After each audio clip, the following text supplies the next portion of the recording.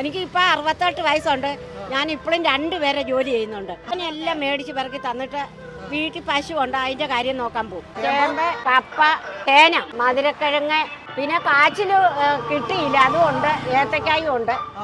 അത് പിന്നെ തൈരും സമ്മന്തി, പിന്നെ മുളക് സമ്മന്തി, പിന്നെ മീൻ വറുത്തത്, ഉണക്കമീൻ വറുത്തത്, പിന്നെ ആവശ്യമുണ്ട് ചിക്കൻ ഫ്രൈ ഉണ്ട്, കട്ടുദോശയുണ്ട് വൈകിട്ട്. ഞാൻ തന്നെ എല്ലാം ചെയ്യുന്നത്. പിന്നെ ഞാൻ ഒരു കുക്കാണ് സ്കൂളിൽ. എനിക്ക് ഹെൽത്ത് കാർഡും ഡോക്ടർ സർട്ടിഫിക്കറ്റും എല്ലാം ഉള്ള ഫുഡ് ഉണ്ടാക്കുന്നതിന്. എനിക്ക് ഇച്ചിരി സാമ്പത്തിക ബുദ്ധിമുട്ട്, മോൻ്റെ കുഞ്ഞിൻ്റെ കല്യാണമായിരുന്നു. പൈസയ്ക്കൊക്കെ ഇച്ചിരി ഞെരുക്കം വന്നു, പെട്ടെന്നുള്ളൊരു കല്യാണമായിരുന്നു. അപ്പോൾ ഞാൻ നോക്കിയപ്പോൾ വേറെ അവനും സൗദിയിലായിരുന്നു ജോലി, കല്യാണം പ്രമാണിച്ച് പിന്നെ പോയില്ല. അവിടെയും വലിയ പോയിട്ട് ഇവിടുത്തെ പോലെ ഒന്നും ഇല്ല. പിന്നെ ഉള്ളിവടയുണ്ട്, അത് വെളിച്ചെണ്ണയ്ക്കകത്താണ് ഞാൻ ചെയ്യുന്നത്. എല്ലാം വെളിച്ചെണ്ണയ്ക്കകത്താണ് ചെയ്യുന്നത്.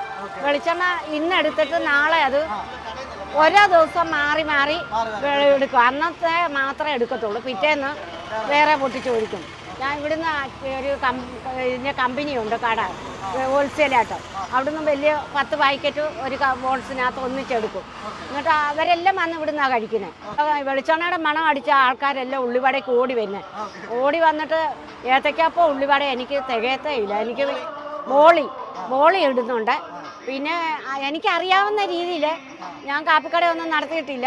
എന്നാലും എൻ്റെ ഒരു ഇതിൽ ചെയ്ത് എല്ലാം പിള്ളേർക്കെല്ലാം അങ്ങ് വളരെ താല്പര്യമാണ്. ഞങ്ങൾ രണ്ടും ഉള്ളൂ, കൂലി കൊടുക്കാനുള്ള ഇത് കിട്ടത്തില്ല.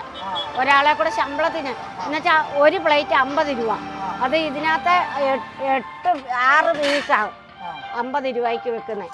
ഒരു സാധനവും തുറന്ന് വെക്കത്തില്ല. ഇവിടെ വഴിയറുമ്പോൾ കാറ്റും പൊടിയും ഒക്കെ അടിക്കും. അതിന് എല്ലാം നല്ല നീറ്റായിട്ടേ വെക്കത്തുള്ളൂ. ഇതിൽ ഇനി ഒരു കഷ്ണം ഏത്തക്കായും കാച്ചിലും ഉണ്ട്. അത് ഈ കട തുറന്നിട്ട് മേടിച്ചിട്ട് അതുകൂടെ വെക്കും. ഉണക്കമീൻ, ചിക്കൻ വറുത്തില്ല, വരെ പുരട്ടി വെച്ചേക്കുന്നേ ഉള്ളൂ. അത് ആവശ്യക്കാർ പറയുമ്പോൾ അവർക്ക് പൊരിച്ചു കൊടുക്കും. മീൻ കറിയൊക്കെ ഉണ്ട്. ഞാൻ അയില കറി വെച്ചു. കഴിഞ്ഞ ആഴ്ച മത്തിയെല്ലാം തോരനുണ്ടായിരുന്നു.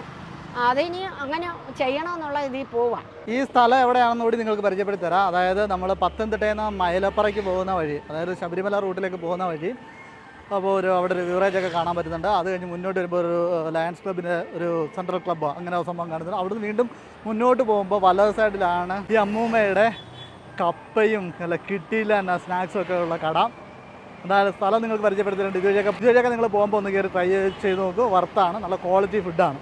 അപ്പോൾ ഈ വീഡിയോ എല്ലാവർക്കും ഇഷ്ടമായിരുന്നു. വീണ്ടും മറ്റു വീഡിയോ കാണാം. അതൊരു